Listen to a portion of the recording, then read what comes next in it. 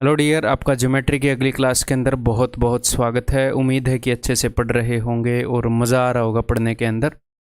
ये अपनी ज्योमेट्री की सेकंड लास्ट क्लास होने वाली है। इसके अंदर मैं आपको मिसलेनियस थ्योरम्स करवाऊंगा जो ज़रूरी हैं अपने सिलेबस के। जो बचे कुछ थ्योरम हैं उनमें एक आधे के ऊपर जिनके ऊपर क्वेश्चन आते हैं उनके ऊपर क्वेश्चन करवाऊँगा है। एक आधे ऐसे हैं जो जस्ट डायरेक्टली ही आएंगे, वो सिर्फ मैं आपको थ्योरम करवा दूंगा। और उनको याद कैसे रखना है, याद रखने का बेस्ट मेथड ताकि एग्ज़ाम में आप भूलें नहीं। अगर आप भूल भी जाएं तो थोड़ी सी देर में आप उनको निकाल पाएँ हैं। इस तरीके से मैं आपको वो चीज़ें रटवा दूंगा, ठीक है। उसके बाद जो लास्ट क्लास होगी ज्योमेट्री की, वो होगी मास पॉइंट ज्योमेट्री के ऊपर, ठीक है। एक क्लास के अंदर हम मास पॉइंट ज्योमेट्री यानी कि एमपीजी कर लेंगे। चलिए जी स्टार्ट करते हैं। तो sine rule and cosine rule के ऊपर हम क्वेश्चंस पहले कर चुके हैं। साइन रूल और कोसाइन रूल मैं आपको बता चुका हूँ, ठीक है। फिर भी एक आधे क्वेश्चन मैं आपको यहाँ पर करवा दूंगा कोसाइन रूल के ऊपर, और इनको रिवाइज कर लेते हैं। और साइन रूल का एक एक्सटेंडेड वर्जन होता है, एक्सटेंडेड साइन रूल उसको बोलते हैं, वो भी मैं आपको बता देता हूँ, ठीक है। तो साइन रूल मैंने आपको कैसे बताया था, अगर आपको ध्यान हो तो साइन रूल मैंने बताया था कि किसी भी ट्रायंगल की साइड्स का रेशियो बताता है। साइन रूल हमें यह बताता है वर्टेक्स ए के, एंगल ए के सामने वाली साइड की लेंथ ए, बी के सामने वाले वर्टेक्स के सामने वाली साइड की लेंथ बी और सी के सामने की लेंथ सी। ऐसे हम बोलते हैं मैथमेटिक्स के अंदर, कन्वेंशनली हम ऐसे लिखते हैं। तो मैंने बताया था कि ए अपॉन किसी भी ट्रायंगल की साइड की जो लेंथ है उनका जो रेशियो होता है वो वही रेशियो होता है जो उनके सामने वाले एंगल्स के साइन का होता है। ए के सामने ए है तो sine A, sine B and sine C, ठीक है। ये मैंने लैंग्वेज बताई थी। अगर आपको कोई भी दो एंगल मिल जाते हैं तो उस एंगल और दूसरे एंगल के साथ अगर आप साइन लगाओगे तो उनके आमने सामने वाली साइड्स की लंबाइयों का रेशियो आपको मिल जाएगा। इसको extended sine rule is equal to 2r आप कर दोगे तो ये हो गया एक्सटेंडेड साइन रूल। इसको थोड़ा सा हमने एक्सटेंड कर दिया, ठीक है। तो सर अब ये r क्या है, ये r है मेरे भाई सरकम रेडियस, ठीक है। बिल्कुल थोड़ी सी देर लगती है, बिल्कुल रिलेवेंट आपके सामने मैं प्रूव करके भी दिखा देता हूँ। यह है सरकम रेडियस, यानी कि उस सर्कल का रेडियस जो इस ट्रायंगल को सर्कमस्क्राइब कर रहा है। तो देखो जी कैसे, थोड़ी सी देर लगेगी, मैं आपको पहले हिंट दूंगा, पहले आप खुद प्रूव करने की कोशिश करेंगे इसे, ठीक है। फिर एक आधे क्वेश्चन में हम साइन रूल और कोसाइन रूल का यूज़ भी कर लेंगे, यहाँ पर थोड़ा सा वार्म अप हो जाएगा। तो लेट दिस बी ओ, ये ओ है जो इस ट्रायंगल को सर्कमस्क्राइब कर रहा है उस सर्कल का सेंटर, ठीक है। तो ये क्या हो गया, ये हो गया कैपिटल आर, और ये क्या हो गया, ये हो गया कैपिटल आर, इस सर्कल का रेडियस। अगर मैं यहाँ से, ये एक आइसोस्केलस ट्रायंगल हो गई, आप बोलोगे जी हाँ सर। अगर मैं यहाँ से एल्टीट्यूड ड्रॉप कर दूँ तो ये सामने वाली साइड को दो बराबर हिस्सों में बांटेगी, आप बोलोगे हाँ सर। तो ये क्या हो गया, ये हो गया a/2, जी हाँ। अब ध्यान से देखो, आपको एक बात पता है कि किसी भी सर्कल के अंदर सेंटर पर बना हुआ एंगल उस एंगल से डबल होता है। अगर ये वाला एंगल, इस एंगल को अगर मैं एंगल ए बोल रहा हूँ तो ये पूरा एंगल क्या होगा, पूरा एंगल सर 2a होगा, ठीक है। और आइसोस्केलस ट्रायंगल के अंदर अगर मैंने एल्टीट्यूड खींची है, मीडियन खींची है, तो ये एंगल बाइसेक्टर भी होगी। तो ये वाला भी एंगल ए होएगा, बिकॉज ये पूरा 2a होएगा, ये ए होएगा, एंगल बाइसेक्टर है, पूरा 2a होना था, लेकिन इधर वाला ए हो जाएगा, इधर वाला ए हो जाएगा, ठीक है। अब देखो इस ट्रायंगल के अंदर अगर मैं साइन ए लिख दूं, अगर मैं लिख दूं साइन ए, तो साइन ए होता है परपेंडिकुलर अपॉन हाइपोटेन्यूज। तो इस एंगल के सामने परपेंडिकुलर है a/2 और हाइपोटेन्यूज है 90 के सामने r। तो अगर मैं साइन ए को इधर लेकर आऊं, a/sin a is 2r, a/sin a is 2r, ठीक है, क्लियर है। तो जिस तरीके से मैं आपको साइन रूल बता रहा हूं उसी तरीके से बस आपने करना क्या है, एक्सटेंडेड साइन रूल निकालने के लिए जस्ट एंड में एक 2r चिपका देना है। अगर कभी कभी वो ऐसे यूज़ भी करेगा, हालांकि अभी तक उसने यूज़ नहीं किया है अपने एसएससी के अंदर, ठीक है, बट एक छोटा सा एक्स्ट्रा कंसेप्ट है वो मैंने आपको बता दिया, ठीक है भाई। नेक्स्ट कोसाइन रूल मैंने आपको कैसे बताया था, एक बार रिवाइज कर लेते हैं। कोसाइन रूल बताया था भाई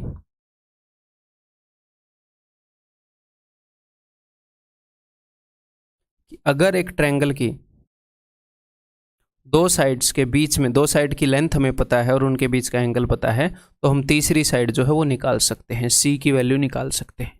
या फिर इसको ऐसे बोल सकते हैं कि ट्रायंगल की तीनों साइडों और किसी भी एक एंगल, अगर कोई भी एक एंगल गिवन हो तो उनके बीच में एक रिलेशन होता है, उसे हम कोसाइन रूल बोलते हैं।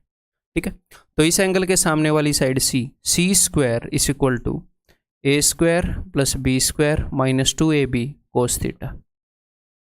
ठीक है मेरे भाई, क्लियर है, समझ में आ गई। इसमें आपको वो भी फील आती होगी, एक तो पाइथागोरस वाली फील आती हो कि 90 डिग्री के सामने ये है, तो C square is equal to A square plus B square, but ये पाइथागोरस है नहीं। और इसके अंदर आपको फील आती होगी ए माइनस बी के होल स्क्वायर की, A square plus B square minus 2ab, और ये है कोसाइन रूल, तो कोसाइन रूल भी चिपकाना पड़ेगा, ऐसे आप याद रख सकते हो। क्लियर है, तो ये सबसे पहला एक एक्स्ट्रा रूल हो गया, देखते हैं आप इसको यूज़ कर पाओगे कि नहीं।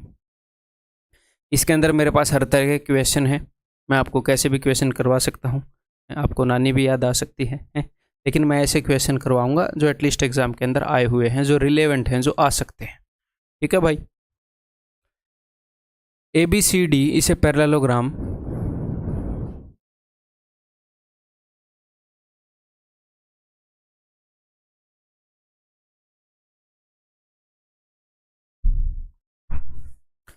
ABCD is a parallelogram where AB is to AD is to 1, तो AB इज टू AD जो है दैट इज 2:1। अगर ये 2 है तो ये 1 होगी, तो फिर सामने वाली साइड 1 होगी, फिर ये भी 2 होगी। क्लियर है, okay ji.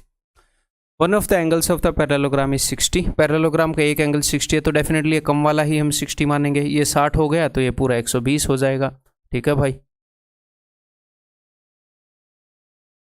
The two diagonals are in the ratio, जो दो डायगोनल्स हैं उनकी लंबाई किस रेशियो में होगी, बताओ, सोचो।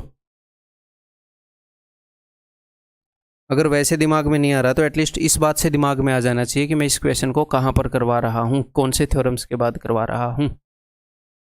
देखो भाई, BD एक डायगोनल है, तो अगर आप ट्रायंगल ABD के अंदर कोसाइन रूल लगाओगे, इन दो साइड्स की लंबाई हमें पता है। अब बोलोगे सर लंबाई नहीं पता, रेशियो पता है, हमें वैसे भी रेशियो ही निकालना है फाइनली, कोई दिक्कत नहीं है, एग्जैक्ट लंबाई आनी चाहिए, सिर्फ रेशियो चाहिए, उसी से काम चल जाएगा। तो BD स्क्वायर, एक्चुअल में ये BD स्क्वायर नहीं आएगा, लेकिन अगर मैं BD स्क्वायर की लंबाई का किसी और लंबाई के साथ रेशियो निकालूंगा तो रेशियो हम निकाल पाएंगे। तो BD square is equal to 1 square plus 2 square minus 2AB into cos theta that is equal to cos 60। ठीक है जी, तो this will be equal to, आगे देखेंगे, अगर मैं ट्रायंगल ABC के अंदर यहाँ पर, अब ये मत कर देना कि 120 डिग्री को आप दो बराबर हिस्सों में बांट दो, 60 और 60, तो आपको बता रखा है पैरेललोग्राम के अंदर ये डायगोनल है, ये इस एंगल को बाइसेक्ट नहीं करता है, रोम्बस में करता है, स्क्वायर में करता है, जिसकी एडजेसेंट साइड्स इक्वल हो उसमें करता है, रेक्टेंगल में भी नहीं करता है। ठीक है भाई, ओके। तो AC square is equal to 2 square plus 1 square that is 4 plus 1 minus 2AB into cos theta यानी कि कोस 120। तो वैसे मैं आपको एक चीज़ बताता हूँ, बिकॉज कोस 120 जो है वो बार बार यूज़ होता है, मैं ट्रिग्नोमेट्री में भी आपको बताऊंगा, लेकिन ये बार बार यूज़ हो रहा है। तो कोस 60 की जो वैल्यू है ना मेरे भाई, हाफ, उसका उल्टा है बस, उसका उल्टा नहीं, सॉरी, उसका नेगेटिव है ये बस। कोस 60 की जो वैल्यू है 60 का डबल 120 है, रटने की टेक्निक बता रहा हूँ जैसे मैंने याद कर रखा है। ठीक है, तो ये अगर हाफ है तो 2 से 2 गया, 4 और 1 5, 5 में से 2 गए 3। ओके, ये क्या आ जाएगा, 2 से 2 गया, और ये माइनस है तो माइनस माइनस प्लस, 2 से 2 गया, 4 1 5 और 2 7। ठीक है, अगर आप इनका रेशियो निकालोगे तो BD is to AC is equal to √3 is to √7। None of this, तो नन ऑफ दिस मत मार देना, उसने ये बोला है क्या पहले बड़े वाला डायगोनल, नहीं बोला है, तो दिस इज द आंसर, पहले बड़े वाला छोटे वाला ऐसा कुछ नहीं बोला है उसने, option B is the answer. ठीक है,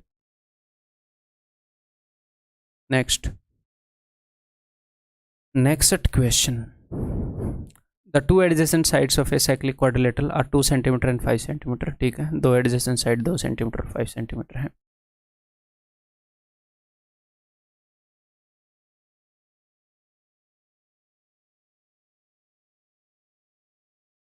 the angle between them is 60, तो यही मान लेते हैं, ये 60 के जैसा दिख रहा है, ये 2 है, ये 5 है, तो ये 60 डिग्री है। अगर ये 60 डिग्री है तो ये क्या होगा, ये 120 डिग्री होएगा।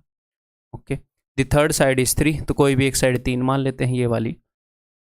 Then the fourth side is, तो फोर्थ साइड की लंबाई निकालनी है। अब ये मत बोल देना कि ऑपोजिट का सम बराबर होता है, ऐसे कोहनी मारूंगा, इस तरफ मुंह है तो कोहनी लगेगी तुम्हें, क्योंकि वो टेंजेंशियल क्वाड्रिलेटरल के अंदर बोला था। ठीक है, वो वाली क्वाड्रिलेटरल जिसके अंदर एक सर्कल है, उसके अंदर बोला था कि ऑपोजिट जो साइड्स हैं वो पेरीमीटर को भी बांट लेती हैं, एंगल को भी बांट लेती हैं, एरिया को भी बांट लेती हैं, अगर ध्यान आया तो इस साइड को मैं मान लूंगा x। तो अब दिमाग लगाओ क्या कर सकते हैं, इन दोनों साइड्स के बीच का एंगल पता है, तो इतना दिमाग लगा सकते हो कि मैं इसकी लंबाई निकाल लूं। आप यहां पर कोसाइन रूल लगाकर 5 स्क्वायर प्लस 2 स्क्वायर इसकी लंबाई निकालोगे, जी हाँ, और यहाँ पर कोसाइन रूल लगाकर भी इसकी लंबाई निकाल लोगे। यहाँ से भी AC स्क्वायर निकलेगा, यहाँ से भी AC स्क्वायर निकलेगा, तो कर देते हैं कंपेयर। तो यहाँ से निकालता हूँ पहले 3 स्क्वायर यानी कि 9 प्लस, यहाँ पर कर पाऊंगा मैं, लिख तो नहीं पाऊंगा, देखो 9 plus x square minus 2AB यानी कि 3 दूनी 6x कोस थीटा कोस 120। अब मैं डायरेक्टली लिख रहा हूँ, इसकी वैल्यू है half is equal to AC square आ जाएगा, और AC स्क्वायर की ही वैल्यू है 5 का स्क्वायर 25 प्लस 2 का स्क्वायर 4 माइनस 2AB 5 दूनी 10 दूनी 20 इंटू कोस 60 दैट इज 1/2। ठीक है, 2 से ये जाएगा 10 पर, 2 से ये जाएगा 3 पर, तो एक्स स्क्वायर माइनस 3x, ये माइनस था तो माइनस माइनस प्लस हो जाएगा, तो ये प्लस का 3x। ठीक है, इधर हो गया जी 25 और 4 29, 29 में से 10 गए 19, 19 अगर इधर आएगा तो माइनस का 10। ठीक है जी, तो 2 ऐसे नंबर हैं जिनका सम -3 है, साइन पलटते हैं और प्रोडक्ट 10 है, तो 5 दूनी 10 और सम तो ये हो गया -5। और तो अब आप नेगेटिव में तो x की वैल्यू ले नहीं सकते क्योंकि साइड की लंबाई है, तो 2 ही लोगे, तो आंसर इस ऑप्शन है। आया हुआ क्वेश्चन है एग्जाम में CDS में। ठीक है, क्लियर है।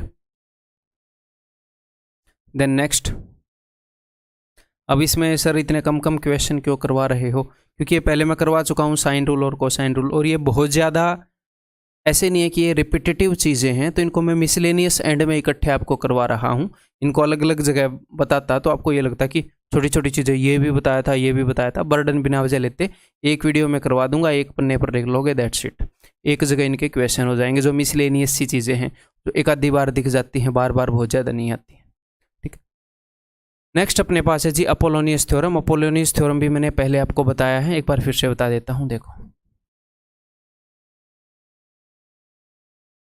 अपोलोनियस थ्योरम रिलेशन है किसके बीच में, ट्रायंगल की तीनों साइड्स और जो मीडियन है उसकी लंबाई के बीच में।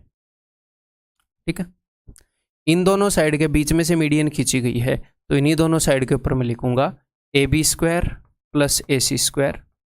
देखो कौन सी 2 साइड के बीच में मीडियन खींची गई है, इन दोनों साइड के बीच में मीडियन खींची गई है, तो AB square plus AC square is equal to twice of median की लंबाई का स्क्वायर यानी कि AD स्क्वायर, प्लस ये वाला टुकड़ा ले लो या ये वाला टुकड़ा ले लो, कोसा भी ले लो, बिकॉज मीडियन है तो दोनों की लंबाई बराबर है BD स्क्वायर। इनको याद रखना पड़ेगा, आपको इन चीज़ों को रटना पड़ेगा। तो जिस तरीके से मैंने याद रखा है वही मैं आपको भाषा के रूप में बता रहा हूँ। ठीक है जी, क्लियर है। इसको हम डायरेक्टली अप्लाई करेंगे। देखो CGL 2018 Tier 2 का क्वेश्चन है, आया हुआ क्वेश्चन है। देखो, in triangle ABD C is the mid point of BD।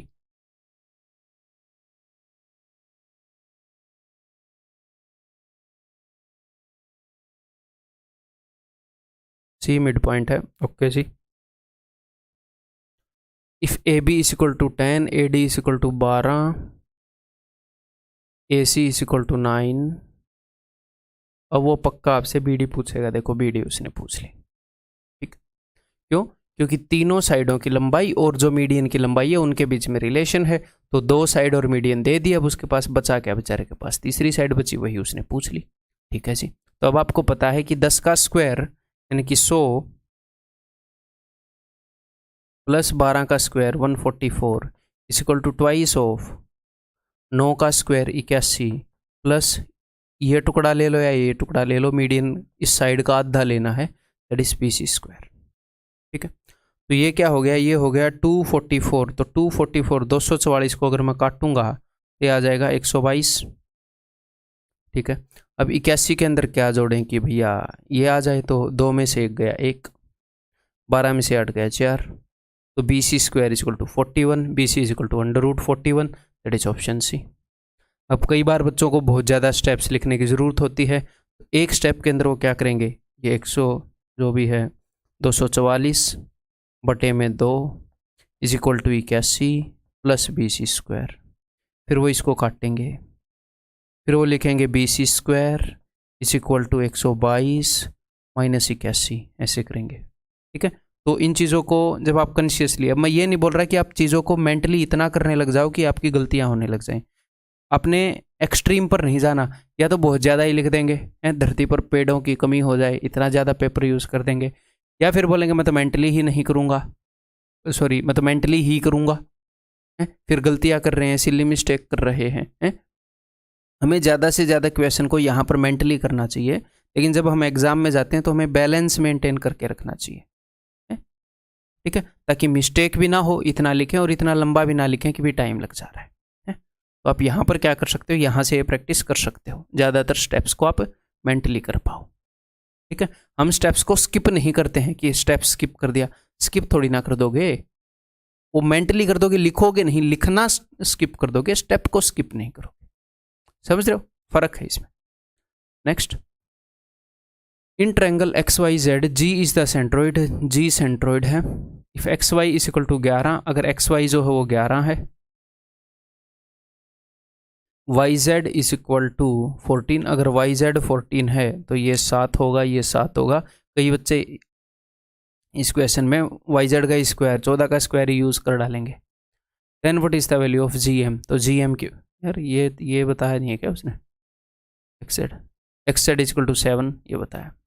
Okay, तो करें, लगाएं अपोलोनियस थ्योरम। ठीक है जी, देखो 11 का स्क्वायर, ये आया हुआ क्वेश्चन है क्या, आया हुआ है भाई 2017 टीयर 2, प्लस 7 का square is equal to twice of इस पूरी XM का स्क्वायर प्लस इस 7 का square 49।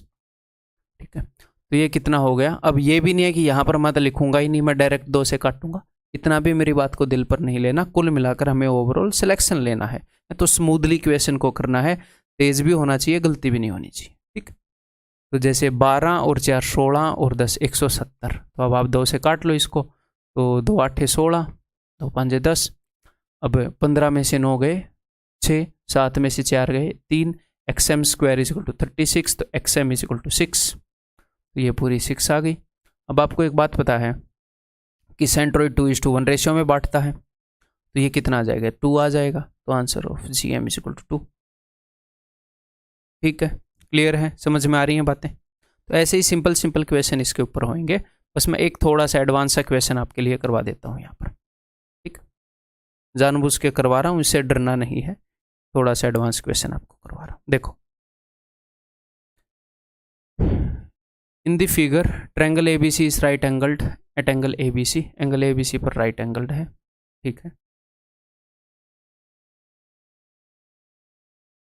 AC is equal to 100, AC 100 है, AD is equal to DE is equal to EF, ये सारे बराबर हैं। तो अगर ये 100 है तो 4 हिस्सों में बांट दी गई, तो 25 25 25 25। ठीक, find the value of BD square PE square plus BF square. तो मैं आपको हिंट देता हूँ, एक बार करने की कोशिश कर लो, उसके बाद हिंट दे देता हूँ। ठीक है, एक तो ये राइट एंगल ट्रायंगल है, अगर ये राइट एंगल ट्रायंगल है तो इसमें पाइथागोरस थ्योरम लगेगा, नंबर 1 बात। नंबर 2 बात, अगर पूरी ट्रायंगल के अंदर आप देखोगे तो BE जो है वो क्या बन जाएगी, BE बन जाएगी जी मीडियन। तो आप क्या लगा सकते हो, अपोलोनियस थ्योरम, इस साइड पे इस साइड पे इस साइड पे।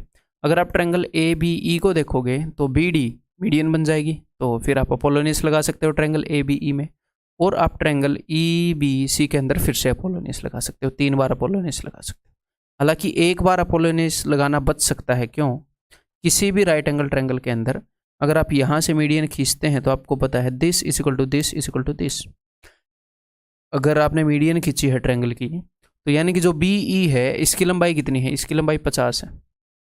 पूरा हाइपोटेन्यूज अगर शो है तो ये 50, ये 50, ये 50, पता है आपको। ओके, एटलीस्ट ये तीसरा ये बी ई वाला जो है ये बचाया जा सकता है, अपोलोनियस। अब आपको लगाना पड़ेगा 2 बार।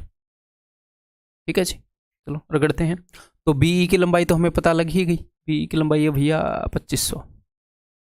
ठीक है, तो B D square plus B F square में हम इंटरेस्टेड हैं, तो चलिए लगाते हैं। तो सबसे पहले मैं ट्रायंगल ए बी ई के अंदर लगा रहा हूं, ट्रायंगल ए बी ई के अंदर। ठीक है, ये मैं बोल के बताऊंगा खाली, क्यों? क्योंकि भाई जगह कम है अपने पास। ठीक है, प्रॉपर्टी कम है यहाँ पे। ए बी स्क्वायर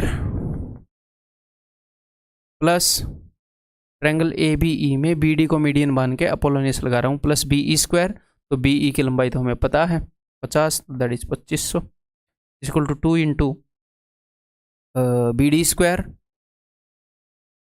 प्लस ये वाला या ये वाला टुकड़ा का स्क्वायर, तो दैट इज 625। अब ट्रायंगल बी ई सी के अंदर लगा रहा हूँ, B E square plus B C square equal to twice of अपनी ये मीडियन का स्क्वायर प्लस ये या ये कोई भी एक टुकड़ा उठा लो 625। ओके, अब देखो अगर मैं इन दोनों को जोड़ दूं तो वहां पर तो वो चीज़ है जो मुझे निकालना है, B D square plus B F square. बाकी सारे तो भैया नंबर ही है, बी डी और बी एफ ही निकालना है, बी ई तो अपने पास ऑलरेडी है। ठीक है, लेफ्ट हैंड साइड पर ए बी स्क्वायर और बी सी स्क्वायर है यार, ये अब इसको कैसे काटेंगे? तो ये राइट एंगल ट्रायंगल है, तो A B square plus B C square equal to आपको पता है हाइपोटेन्यूज का स्क्वायर, शो का स्क्वायर। तो इन दोनों का सम है दैट इज 10,000। क्लियर है? अब कर दें, दोनों को जोड़ दें, बात बन जाएगी। तो इट इम्प्लाइज दैट, अब इन दोनों में जो 2 कॉमन है इसको मैं इधर लाकर काट दूं, तो यहाँ पर एक तो 10,000 है, इधर ही आएगा तो कटेगा, तो हाफ करेगा 10,000 का हाफ 5,000, 2 बार 2500 है उसका हाफ 2500, 5,000 और 2500 7500 is equal to B D square plus B F square. मैं होता तो यहाँ पर ऐसे लिख लेता, जो मैंने निकालना है ऐसे, ये पूरा डिटेल में नहीं लिखता, समझाने के लिए लिख रहा हूँ। प्लस ये हो गया 1250। ठीक, मैंने क्या निकालना है? मैंने निकालना है B D square plus B F square plus 250, तो मैं प्लस 2,500, तो मैं 1250 दोनों तरफ जोड़ देता हूँ। मैं अपनी कैलकुलेशन को बढ़ाना नहीं चाहता, ये नहीं है कि इसको मैं घटाऊँ फिर 2,500 जोड़ूँ, इससे 1250 बड़ा निकालना है, तो दोनों तरफ 1250 जोड़ देता हूँ, तो ये हो जाएगा 8750, ऑप्शन सी। क्लियर है भाई? आगे बढ़ जाएं। नेक्स्ट है जी एक्सटीरियर एंगल बाइसेक्टर थ्योरम। अब सबसे पहले मैं आपको बताऊंगा इंटीरियर एंगल बाइसेक्टर थ्योरम, फिर इंटीरियर एंगल बाइसेक्टर थ्योरम से रिलेट करेंगे एक्सटीरियर को।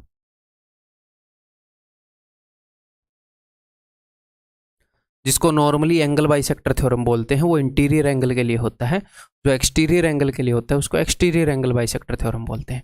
तो देखो एंगल ए 2 तरह से हो सकता है, आप लाइन बनाओगे तो एक्सटीरियर हो जाएगा, कहीं पर भी बनाओगे तो अदरवाइज इंटीरियर है। तो एंगल ए के इंटीरियर एंगल को अगर मैं बाइसेक्ट कर रहा हूं तो ये एंगल जिन 2 लाइनों से बना है यानी कि ए बी और ए सी, उन दोनों की लंबाई का रेशियो वही होगा जिस रेशियो में इसने सामने वाली साइड को बांटा है, B D is to D C. Clear है? अब तक आपको ये याद भी हो गया होगा, आप बोलोगे जी हाँ सर।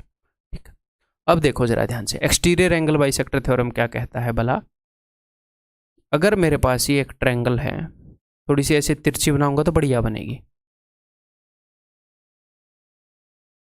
मैं इसमें एक्सटीरियर एंगल ए लूं, इसका जो एंगल बाइसेक्टर है ये सामने वाली भुजा बीसी को काटेगा, जो एंगल बाइसेक्टर है सामने वाली भुजा बीसी को काटेगा। आप बोलोगे सर यहां पर तो नहीं काट रहा, एक्सटेंड करने पर काटेगा, डी मान लो डी पर काट रहा है, डी पर काट रहा है, जी हाँ सर, ये एंगल बाइसेक्टर है। उसी से रिलेट करके आप इजीली लिख सकते हो, कैसे? जिस एंगल का एंगल बाइसेक्टर मैंने लिया है, एंगल ए का लिया था, तो ये एंगल ए बी और ए सी से बनता है। आप बोलोगे जी हाँ सर, तो यहां पर भी एंगल ए का एंगल बाइसेक्टर लिया, भले ही एक्सटीरियर का लिया हो, लेकिन लिया तो एंगल ए एक्सटीरियर का है ना। तो एंगल ए को बनाने वाली ट्रायंगल की कौन सी 2 साइड हैं? वही 2, ए बी और ए सी। फिर उसके बाद आपने क्या करना है, आपने ये करना है, आपने जब ए बी लिखा, जब आपने ए बी लिखा तो उसके अंदर जब आपने ए बी लिखा तो आप बी से लेकर उस पॉइंट तक गए थे जहां पर एंगल बाइसेक्टर ने काटा है, तो बी डी। जब आपने ए सी लिखा तो उसके सामने आपने लिखा था सी से उस पॉइंट तक गए थे जहां पर एंगल बाइसेक्टर ने काटा है, सी डी। डिट्टो यहां लिखेंगे। जब मैंने ए बी लिखा तो ए बी के सामने मैं लिखूंगा ए बी, मैं बी पर उतरा हूं तो बी से जहां पर एंगल बाइसेक्टर ने काटा है, भले ही एक्सटेंड करके काटा हो, बी डी। ठीक है। जब मैंने ए सी लिखा तो सी से एंगल बाइसेक्टर ने जहां पर काटा है, सी डी। आपको परेशानी नहीं होगी कभी भी रटने में। ठीक है। जिस साइड की लेंथ को रिप्रेजेंट कर रहे हो वो साइड जहां पर उतरी है वहां से लेकर जिस पॉइंट पर काटा गया वहां तक जाओगे। ठीक है। तो अब याद रखने में कभी परेशानी नहीं होगी। क्लियर है? तो एक बार करके दिखा दो फिर क्वेश्चन।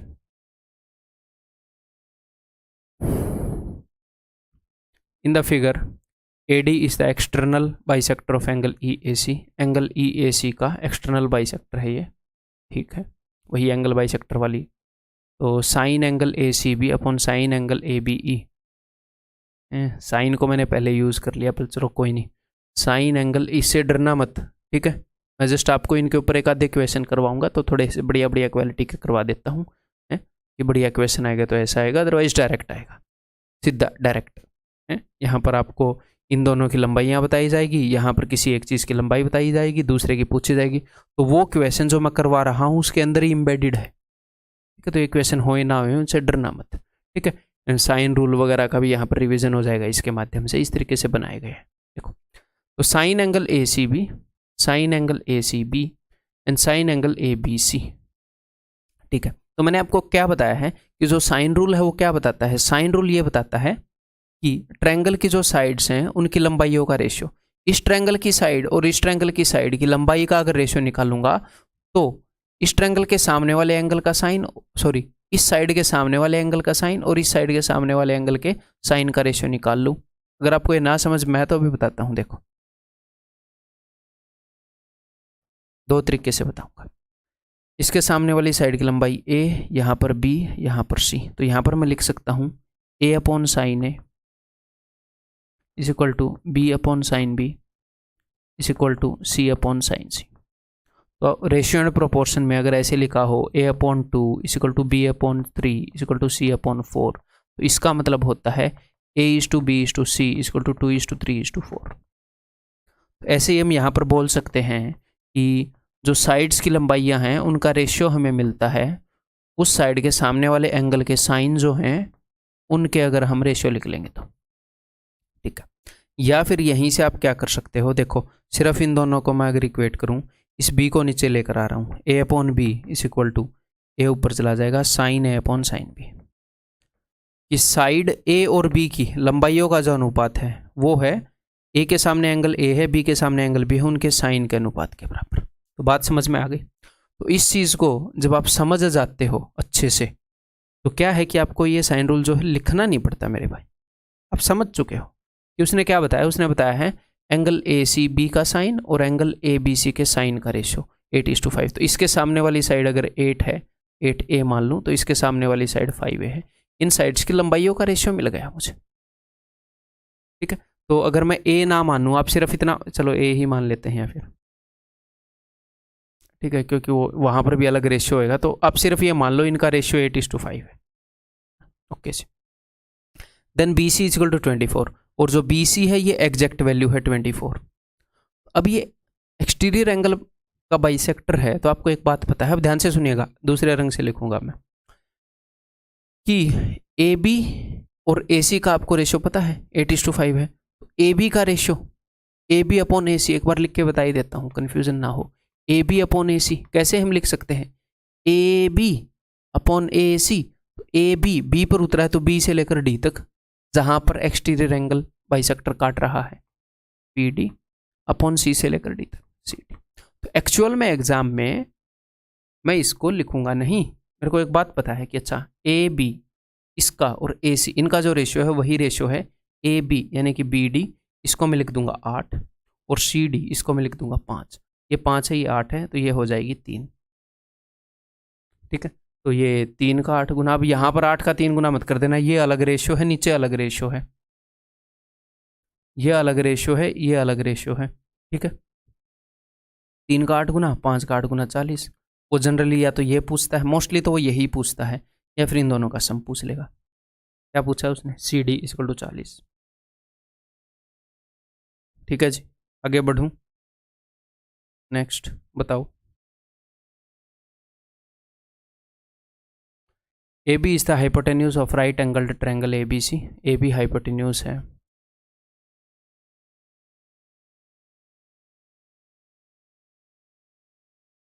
ए बी हाइपोटेन्यूज है, तो A B C. B C when produced meet the angle bisector of exterior angle A, meet the angle bisector of exterior angle A. B C को जब हम प्रोड्यूस करते हैं तो इसके एंगल बाइसेक्टर से यहाँ पर मिलती है, इसे प्रोड्यूस करते हैं। एट डी ये एंगल बाइसेक्टर है। Okay, find the length of A D. A D की लंबाई बतानी है भाई। इफ साइन बी, तो साइन बी, तो साइन थीटा क्या होता है भाई? साइन थीटा होता है परपेंडिकुलर अपॉन हाइपोटेन्यूज। ठीक, तो इस एंगल के सामने परपेंडिकुलर क्या है? ये, और हाइपोटेन्यूज क्या है? ये। ठीक है, तो उसने आपको ए सी और ए बी का रेशियो बता दिया। उसने किसने? मैंने ही बनाया ये क्वेश्चन। ठीक है, तो इसका और इसका, तो क्वेश्चन कैसे भी बनाए जा सकते हैं, किन्हीं भी 2-3 कंसेप्ट को मर्ज कर दो, क्वेश्चन बन ही जाते हैं। ठीक है, इसलिए हमारे बेसिक्स बहुत स्ट्रॉन्ग होने चाहिए। तो इसका और इसका उसने रेशियो बता दिया, तो 3 4 5 वाली ट्रायंगल है, तो अगर ये 3 है तो ये 4 है, तो ये 5 है, ये तीनों का रेशियो है 3 4 5। ठीक है, आप बोलोगे जी हाँ सर। और मैंने आपको क्या बताया है? मैंने आपको ये बताया है भैया, अगर ये एक्सटीरियर एंगल बाइसेक्टर है तो ए बी अगर 5 है और ए सी 3 है, तो ए बी, तो बी से लेकर डी तक ये पूरा 5 होएगा, और ए सी 3 है तो सी से लेकर डी तक ये 3 होएगा। तो फिर ये क्या हो जाएगा? 3 और 2 5, ये बच गया बाकी का 2 यूनिट। ठीक है जी, क्लियर है? ठीक किया हमने? जी हाँ, ठीक किया। अगर बी सी की लंबाई 20 है, अगर बी सी की लंबाई 20 है तो इसको मैंने कर दिया 20। अब ये जो ऑरेंज कलर की चीज़ें हैं इनका एक रेशियो है, वाइट कलर की वैल्यूज़ हैं वो अलग रेशियो में है, एक अलग रेशियो है इनका, और ये ऑरेंज वाली है इनका भी एक रेशियो है। तो ये 20 हो गई, ये 30 हो गई। अब देखो एक्चुअल वैल्यू है 20 और 30, उसने एक्चुअल वैल्यू बताई थी 20। अब 4 का 5 गुना है तो 3 का 5 गुना ये 15, 5 का 5 गुना 25। अब ये जो मैंने ऑरेंज में लिखी हैं ये एक्चुअल वैल्यूज़ हैं, ऑरेंज में लिखी सारी वैल्यूज़। ठीक है, उसने क्या पूछा है? उसने हमसे पूछा है ए डी की लंबाई क्या होगी। तो अब आप इजीली बता दोगे। ट्रायंगल ए सी डी के अंदर 2 साइडें पता है, हाइपोटेन्यूज पूछा है, बताओ कौन बता सकता है? तो मैं 15 से अगर काट दूँ, 15 एकम 15, 15 दूनी 30, और 15 में ऑलरेडी लिख दूँ, तो लगाओ इनके ऊपर पाइथागोरस। 2 का स्क्वायर 4 और 1 5, √5, 15 √5। कैसा क्वेश्चन बनाया मैंने, बताओ? ना डिफ़िकल्ट है, ना कोई ऐसी चीज़ यूज़ की है कि अजीब सी है, या कई बार ये भी होता है कि नेचर ऑफ क्वेश्चन ही ऐसा बना दिया कि जो इरिलेवेंट हो जाए। नेचर ऑफ क्वेश्चन भी ऐसा नहीं है। ठीक है, next general angle bisector theorem. अब ये तीसरा एंगल बाइसेक्टर थ्योरम है, जनरल एंगल बाइसेक्टर थ्योरम। तो इसको कैसे याद रखेंगे बताता हूँ। पहले सिंपल जो अपना एंगल बाइसेक्टर थ्योरम है उसकी मदद से ही इसको याद रखेंगे।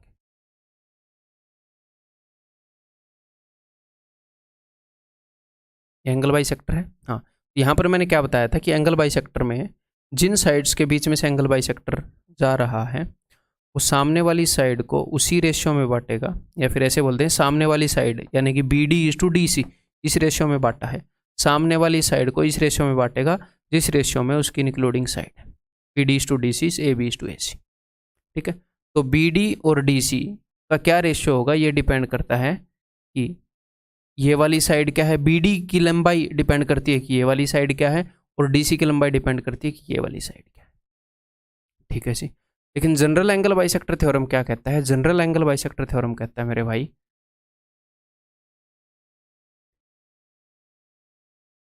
अब एक्चुअल में ये एंगल बाइसेक्टर नहीं होता, बट इसका नाम जनरल एंगल बाइसेक्टर थ्योरम रख दिया, अब आप कुछ नहीं कर सकते। ठीक है, ये मैथ वालों ने रख दिया है, अब आपको ऐसे ही करना पड़ेगा। एक्चुअल में एंगल बाइसेक्टर नहीं है, अनइक्वल हिस्सों में इसको तोड़ रहा है, बट उसी के तरह है। वो थ्योरम इससे बना है, ये पापा है वो बेटा है। ठीक है भाई, अब देखो, तो B D is to D C is equal to A B into sine alpha upon A C into sine beta. Okay, अब देखो, अब आएगा मजा बरसात का। ठीक, देखो जो बीडी की लंबाई है ना वो दो चीज़ों पर डिपेंड करती है एक्चुअली। एक तो इस साइड के ऊपर, ये तो आप पहले ही फील कर चुके हो, और इसके सामने वाले एंगल के ऊपर, इसके सामने वाले एंगल के साइन पर एग्जैक्टली।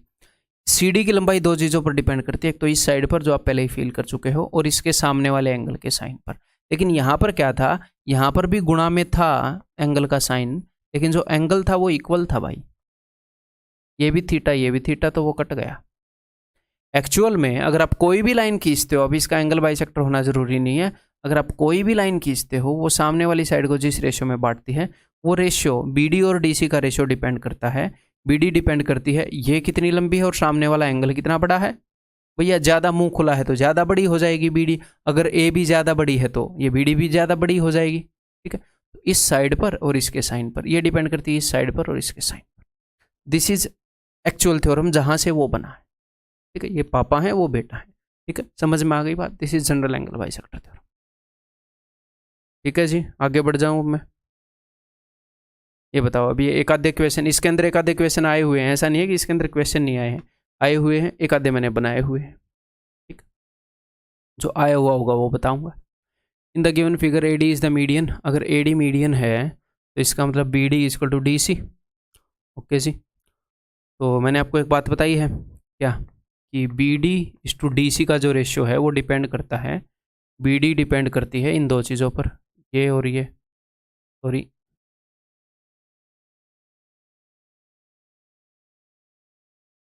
√5 इंटू साइन, सामने वाले एंगल का साइन, तो साइन 45 क्या होता है 1/√2। ओके, डी सी डिपेंड करती है √10 और सामने वाले एंगल का साइन, यानी कि √10 इंटू साइन थीटा। ठीक है, चलिए जी देखते हैं। और आपको पता है ये मीडियन है तो B D is to D C is 1/1, this is 1/1। तो √5 से मैं इसको काट सकता हूँ √2 पर, तो साइन थीटा अगर उधर चला जाएगा तो sine theta is equal to 1/2, therefore theta is equal to 30 degree. कुछ ने थीटा ही पूछा है, कुछ और पूछा है, थीटा ही पूछा है, that is option B 30 degree. ठीक है, क्लियर है। ये बताओ, मैंने ही बनाया ये क्वेश्चन भी।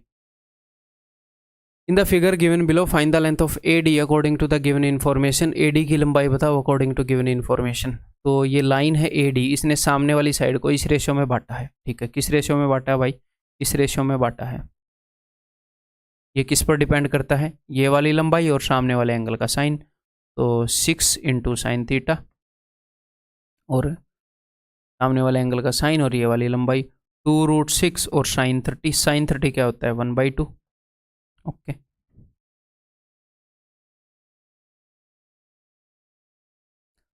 तीन दूनी 6, अगर ये दो इधर आएगा तो sine theta is equal to 1/√2।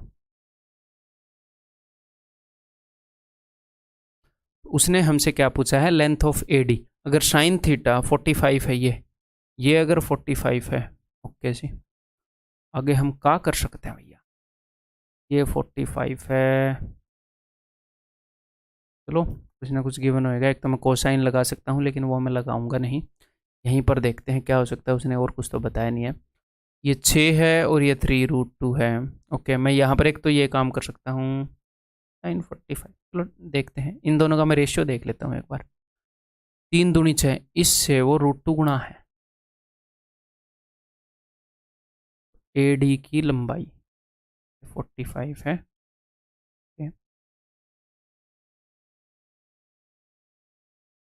ये 30 है, 75, 2√6। बड़ी वाली ट्रायंगल देखूं क्या, इसका ये √6 है, वो डबल है। अच्छा, यहाँ पर मुझे पता चलेगा, यहाँ पर देखो बहुत पहले बनाया था क्वेश्चन, देखो खुद ही बनाया था मैंने क्वेश्चन, मेरे को अब याद करना पड़ा। 30 के सामने अगर √6 है, 30 के सामने साइड की कुछ लंबाई है और उससे डबल कहीं पर लंबाई है, तो ये इसका मतलब ये 90 होएगा। 30-60 वाली ट्रायंगल जो है, 30, 60, 90, 30 के सामने अगर कुछ लंबाई है तो 90 के सामने डबल होती है, 60 के सामने √3 होती है। तो 30 के सामने जो लंबाई है उससे डबल है इसकी लंबाई, तो इसका मतलब ये 90 है। अगर ये 90 है तो ये भी 90 है, और ये 45 है, ये 90 है तो ये 45 है। अगर 45 के सामने 3√2 है तो 45 के सामने 3√2 हो जाएगा। So that is option A. Clear है मेरे भाई? आगे बढ़ जाऊँ अब। ये आया हुआ क्वेश्चन है 2017 टीयर 2 में CCL में। ये करो। इन the given figure PQRS is a square of side 8। जो स्क्वायर है उसकी साइड 8 है। ओके 8 है, सारी साइड्स 8 है। What is the area of triangle POQ? तो एक बार ट्राई करो, फिर उसके बाद मैं आपको हिंट देना चाहता हूँ। मैं ये चाहता हूँ कि आप खुद करें। हिंट दे रहा हूँ अब। किसी भी ट्रायंगल के अंदर उस ट्रायंगल का जो एरिया है वो उस रेशियो में बढ़ता है जिस रेशियो में उसके बेस को बांट दिया इस साइड ने। एरिया का रेशियो भी यही होएगा, पहले बता चुका। ठीक, तो सर यहाँ पर ये कैसे लगेगा? देखो, अब पूरी ट्रायंगल PQR का एरिया तो निकाल ही सकते हो। हाँ जी सर, निकाल ही सकते हैं। तो उसने इसका पूछा है, तो आप निकाल सकते हो कि इसके बेस को किस रेशियो में बांटा। अब इसका एरिया भी निकाल दोगे, क्योंकि इस ट्रायंगल का एरिया तो आप निकाल ही दोगे। राइट एंगल ट्रायंगल है, ये भी 8 है, ये भी 8 है। उसके बाद जिस रेशियो में बटा होगा आप निकाल सकते हो। तो इसका बेस किस रेशियो में बटा है, एक्चुअल एग्जाम में आया हुआ क्वेश्चन है 2017 टीयर 2 CCL। ठीक, तो देखो जी, यहाँ पर क्या बताया है, angle PQO this is equal to 60 and this is equal to 30। ये 8 है, ये 8 है। तो अब मैं यहाँ पर ट्रायंगल PQR के अंदर जनरल एंगल बाइसेक्टर थ्योरम लगा दूँ। ठीक है, तो PO is to OR is equal to PO दो चीज़ों पर डिपेंड करता है, 8। देखो कई बार ये एंगल बराबर हो जाता है अगर एंगल बाइसेक्टर हो तो। अब यहाँ पर उसने स्क्वायर को बराबर, स्क्वायर की साइड बराबर है तो साइड बराबर हो गई है। लेकिन हमें जनरल एंगल बाइसेक्टर थ्योरम पता है तो हमें फ़र्क ही नहीं पड़ रहा। ठीक है, लोग अलग अलग केस याद रखते हैं, पता है इसको आपको, इसके अलग अलग केस याद रखते हैं। ये हो तो ऐसे करो, ये हो तो ऐसे करो। बच्चों को भी अलग अलग ही पढ़ा देते हैं। ठीक है, देखो साइन 60 इज इक्वल टू √3/2 और OR डिपेंड करेगा 8 पर, इसके साइन 30 पर। Sine 30 is equal to 1/2। ठीक, तो √3:1। ये अगर √3 है रेशियो, ये 1 है, तो पूरी ट्रायंगल का एरिया निकाल दूं। पूरी ट्रायंगल का एरिया होएगा स्क्वायर के एरिया का आधा। स्क्वायर का एरिया 8 8 64, डायगोनल 2 बराबर हिस्सों में बांटता है तो वो हो गया 32। आप बोलोगे जी हाँ, उसमें से √3 डिवाइडेड बाई √3 + 1, उस एरिया को √3:1 रेशियो में बांटना है। तो √3 डिवाइडेड बाई √3 + 1। ऐसा नहीं है ऊपर है सब कुछ, तो √3 + 1 को ऊपर लाओगे तो √3 - 1, और ये साइन बदल जाएगा और नीचे क्या छोड़ के आएगा, इनके स्क्वायर का डिफरेंस यानी कि 2 से इसको काटूंगा 16। तो आंसर विल बी 16। ऐसा कुछ है नहीं है तो √3 को अंदर भेजो, 3 - √3, ऑप्शन डी। ठीक है, नेक्स्ट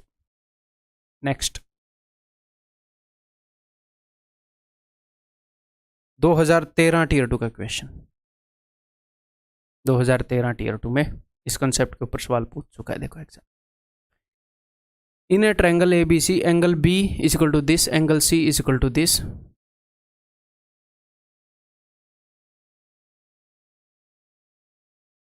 पाई को 180 डिग्री के बराबर रख सकते हैं। अगर हमें डिग्रीज में एंगल चाहिए तो ये उसने रेडियन में बता रखा है, तो 180/3 यानी कि 60।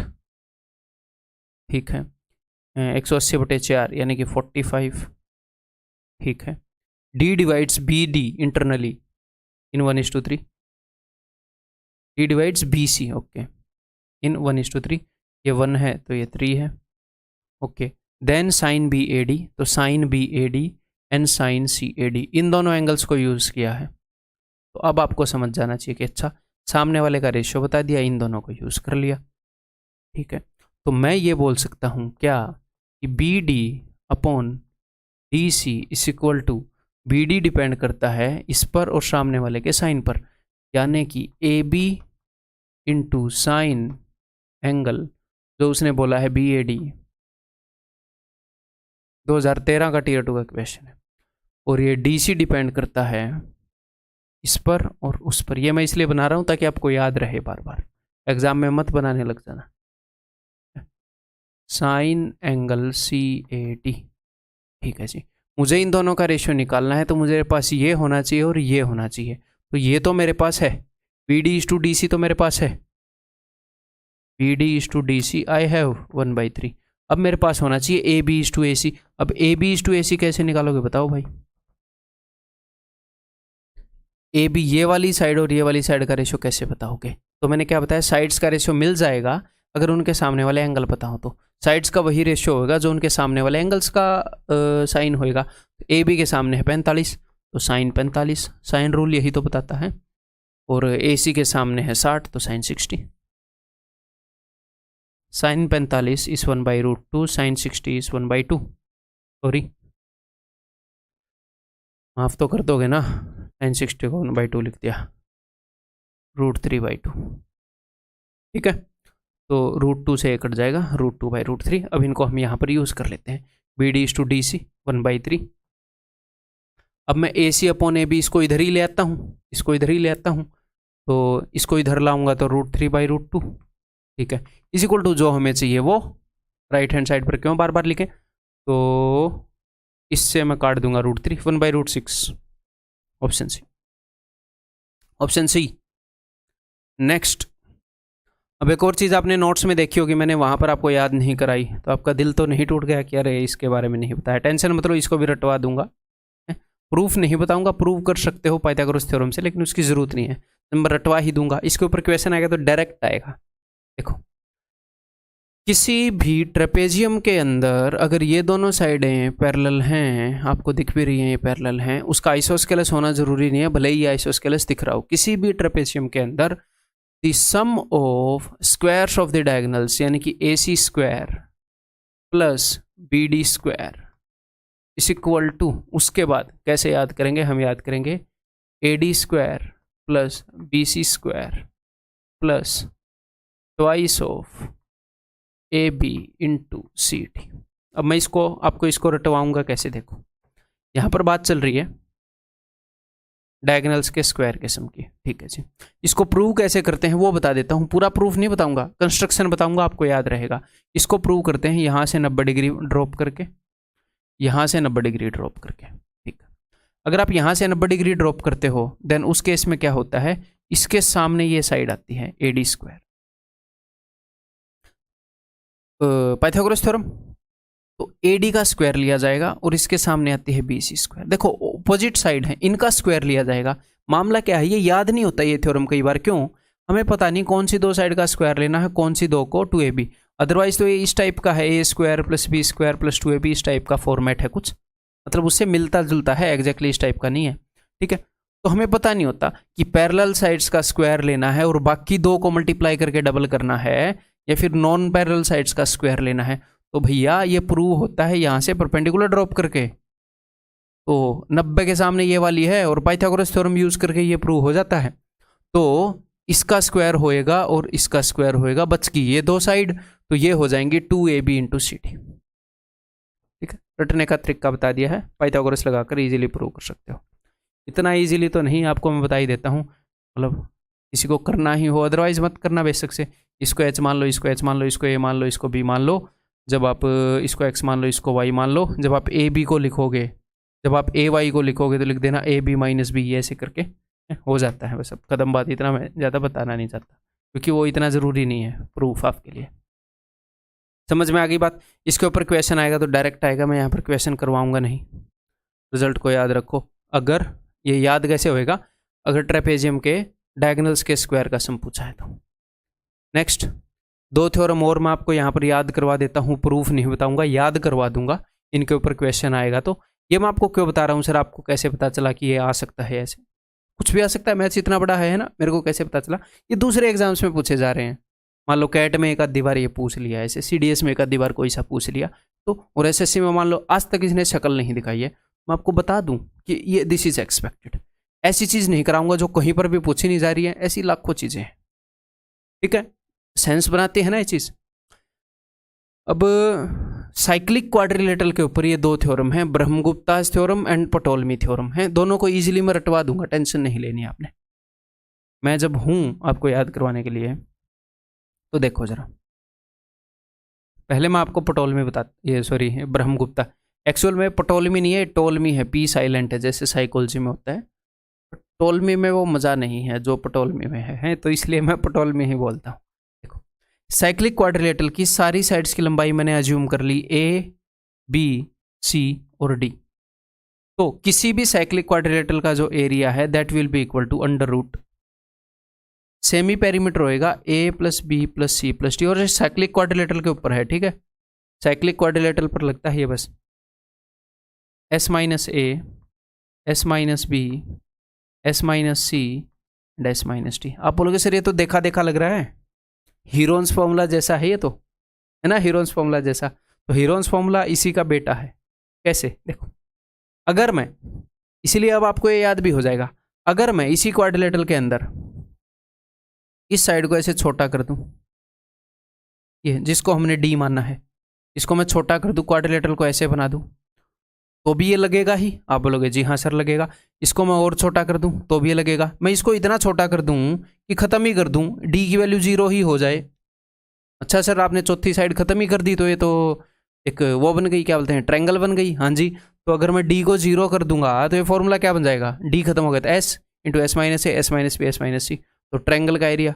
अब सर ये तो साइक्लिक क्वाड्रिलेटरल का है, तो ये तो ऐसी ट्रायंगल का होगा जो सर्कल में आ सकती है। दुनिया की सारी ट्रायंगल सर्कल में आ सकती हैं, दुनिया की हर एक ट्रायंगल के बाहर सर्कल बन सकता है, तो ये सारे ट्रायंगल्स के ऊपर लागू हो गया। फिर इसी का बेटा निकला ना हीरोन्स थ्योरम। ठीक है, अब मैं ये नहीं बोल रहा कि हीरोन्स ने इसके बाद निकाला था, हमें इस लफड़े से कोई लेना देना नहीं है। ठीक है, लोग ऐसे लड़ते रहते हैं कि उसने ये थ्योरम निकाला था, उसने ये थ्योरम निकाला था, क्या फ़र्क पड़ता है, वो भी आदमी था, वो भी आदमी था। अगर कोई कुत्ता भी थ्योरम निकाल दे तो कोई नहीं, वो भी प्राणी है बेचारा, उसने भी निकाल दिया अपना, क्या ही फ़र्क पड़ता है भाई, तुम पढ़ लो, लड़ क्यों रहे हो, हमारे देश वाले ने निकाला, हमारे देश वाले ने। समझ में आ गया, ये अब आपको याद हो जाएगा, ब्रह्मगुप्तास थ्योरम। ठीक है, अब नेक्स्ट है टोलमीज थ्योरम या पटोलमीज थ्योरम। अब ये क्या है यही बता देता हूँ। अब मैं इसको रब कर रहा हूँ, ठीक है भाई, खुद लिख लेना आप। चलो, या फिर रब नहीं करता हूँ, मैं ये करूँ, गुलाबी रंग से अलग से लिख देता हूँ टोलमीज। ठीक है, ये हो गया अपना ब्रह्मगुप्तास, ये लो। तो ये जो पटोलमी है ये बोलता है कि जो साइक्लिक क्वाड्रिलेटरल है उसके डायगोनल्स का प्रोडक्ट मैं बता सकता हूँ, ये ऐसे बोलता है, उसके डायगोनल्स जो हैं उसका प्रोडक्ट, यानी कि A C into B D is equal to what, तो ये होएगा ओपोजिट साइड्स का जो प्रोडक्ट है, यानी कि A B into C D plus ये जो ओपोजिट साइड है इनका प्रोडक्ट, यानी कि B C into A D. जो अपोजिट साइड का पेयर्स हैं उनका प्रोडक्ट, इनका प्रोडक्ट और उनका सम।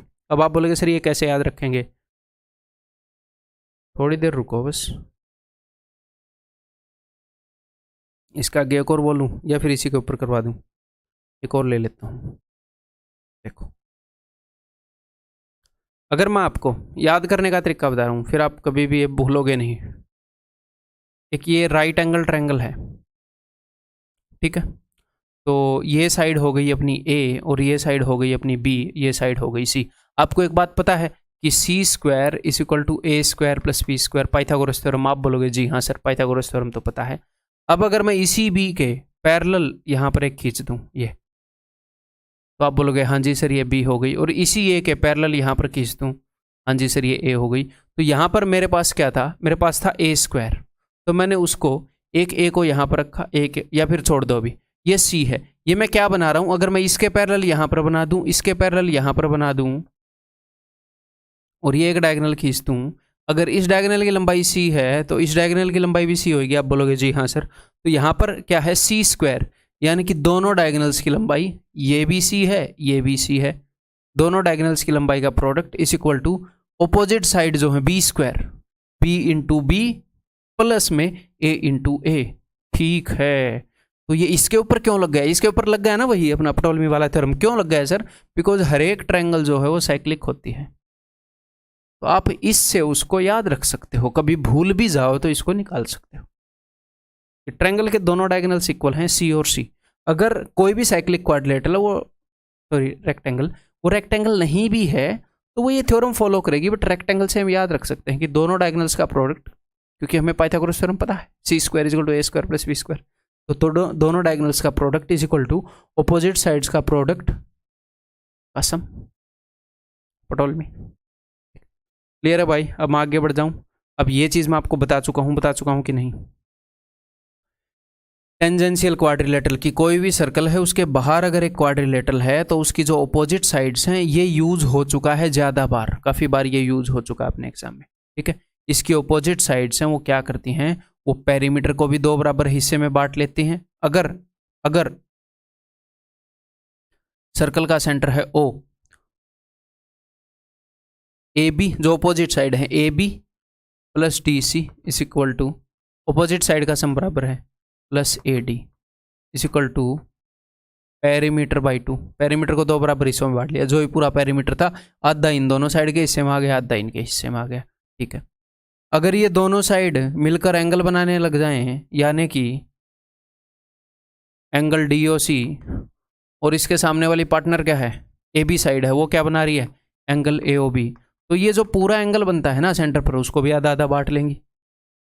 एंगल ए ओ डी, ये जस्ट मैं आपको रिवाइज करवा रहा हूँ, पहले बता चुका हूँ। Angle B O C is equal to 180 degree, हम बोल सकते हैं कि पूरे एंगल का हाफ। ठीक है, ये एरिया को भी आधा आधा कर लेती हैं यार, यानी कि अगर ये एरिया मैं ए बोल दूँ, ये बी बोल दूँ, ये सी बोल दूँ, ये डी बोल दूँ, तो A plus B is equal to C plus D is equal to half of area of A B C D.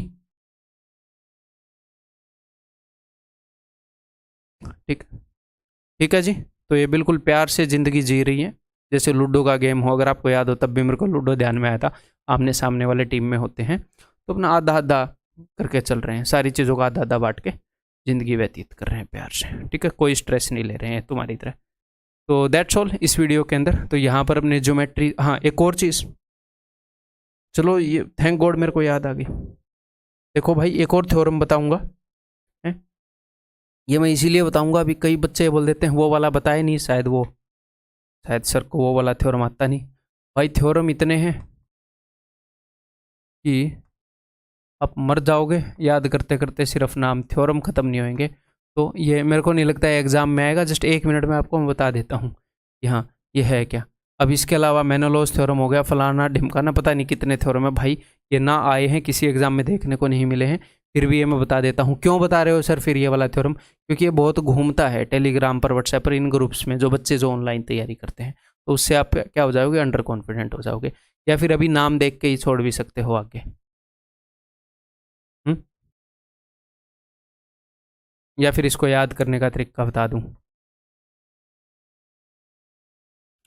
अब ये किस किस चीज़ की रिलेशन है वो बता देता हूँ। ये रिलेशन है किसी भी ट्रायंगल की, देखो इस साइड की लंबाई सी, इस साइड की लंबाई बी, एंगल ए के सामने ट्रायंगल की साइड की लंबाई है, किसी भी ट्रायंगल की तीनों साइड्स की लंबाई, और जो कोई भी उसने हमने CVN खींची हो, कोई भी लाइन कहीं पर भी खींचती हो, उस साइड की लंबाई। ठीक है, इसकी लंबाई मैं मान लेता हूँ डी डिस्टेंस मान लेता हूँ ए और डी के बीच में। ठीक है, और मैं मान लेता हूँ कि m/n रेशियो में डी ने बांटा है। ठीक है, तो आप क्या लिख सकते हो, आप लिख सकते हो, मैं इसको ऐसे रटता हूँ कि ऐसे दिस इज इक्वल टू ऐसे और ऐसे। ठीक है, देखो CNC प्लस BMB ये प्रोडक्ट है इनका, इसको हम ऐसे लिखेंगे C²N या NC² या B²M, कैसे भी, इज इक्वल टू ऐसे। तो DAD डैड, मैंने नोट्स में बताया भी इसको आप कैसे रट सकते हो, MAN मैन, कि मैन एंड डैड, एक आदमी और उसके पापा ने बॉम्ब रख दिया सिंक में, man and dad put bomb in sync. ठीक है, D² प्लस MAN, इसको कैसे भी लिख लो आप।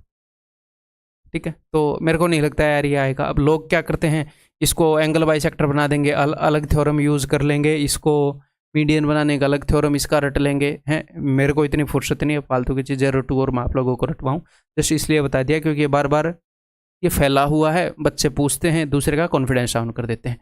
मेरे को तो ये आता है, तेरे को नहीं आता तो पीछे रह जाएगा। तो इन चीज़ों से नहीं डरना है, ऐसे ऐसे 1000 चीज़ें हैं। कोई अगर आपके सामने एक लेकर आए कि भाई जो 2000 और पड़ी है ना वो भी ले आ, तू उन्हीं में अपना टाइम लगा दे, मेरे को काम का पढ़ने दे।